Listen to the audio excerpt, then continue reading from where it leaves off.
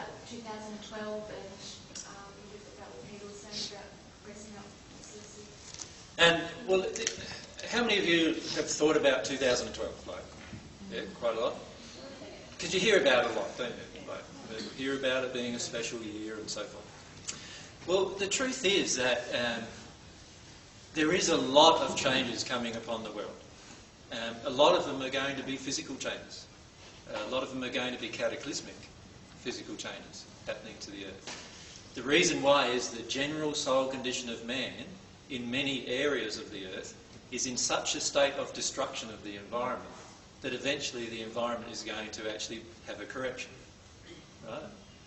Now, those events in themselves will trigger huge amounts of emotions in people, because there is going to be mass passings of people into the spirit world. There'll be whole countries that disappear. Are you talking about a polar shift? There's a combination of things that are going to occur due to earth crustal stuff and what's happening at the core, all due to man's emotional condition.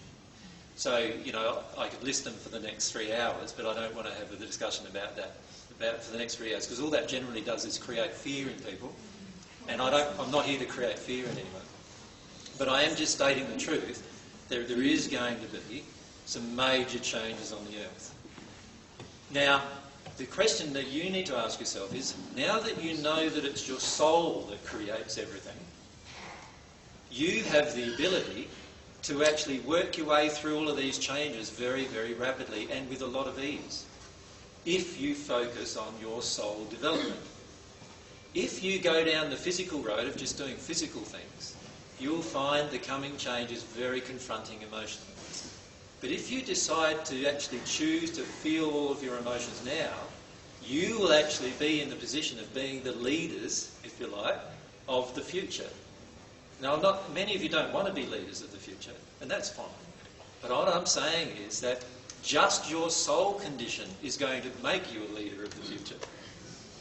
Just the fact that you're in a different state than everyone else is in will cause you to become a leader of the future. And not a leader in the sense of a political leader or in a religious leader or any of those kind of leaders, but just in that your life will be an example to others of how you can live in bliss in the new environment that we're living in. 2012, the events are not all going to happen in 2012. They are going to happen progressively over the next 5 to 7 years, where the earth goes through these major structural changes. And there will be major damage to many countries. There will be major damage to our country in Australia. Right? The key is for you to be ready for these changes from an emotional perspective. Because in the end, it's not going to be the work you do that defines you, and it's not going to be the money you earn that defines you, because in the end, all of this monetary system that we're currently under is all going to disappear. What's going to define you is your soul condition, which is how God defines you, by your soul condition. Can you tell by looking at anyone on this earth what sphere or what level their soul condition is currently in? Yeah, and yes, how do we know? Yes, but what good does that do? But I mean, like, how do we know? Like, I mean, if in these changes, your soul condition is going to be what determines sort of where you're at, like, shouldn't we want to know what level we want to get to or work to? Why? I don't know. See, if you're in this state, remember I haven't got to the other two states yet. If you're in this state of completely feeling your emotions, whatever is in you, you will choose to feel and let it come out. Does it matter what state you're in? Does it matter what level you're in? No, not really. And if you stay in that state of humility, allowing all the emotions and all the stuff to clear out, you will not even care what level you're at in reality. It will be very obvious to other people around you, and other people around you will be drawn to you as a result of your condition.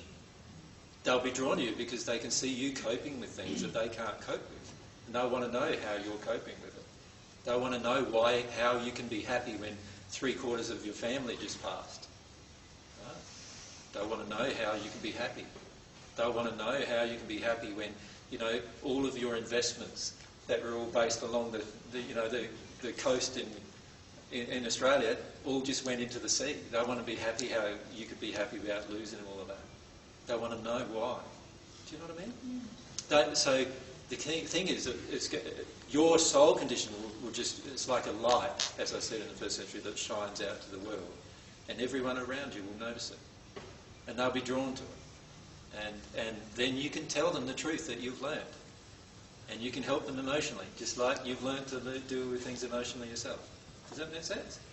If you choose to do that. If you choose to do the intellectual way, then of course that's not going to be what happens. If you choose to do the intellectual way, you'll have just as much struggle as everyone else.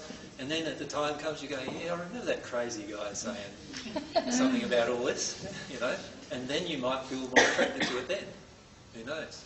But it is all just a choice.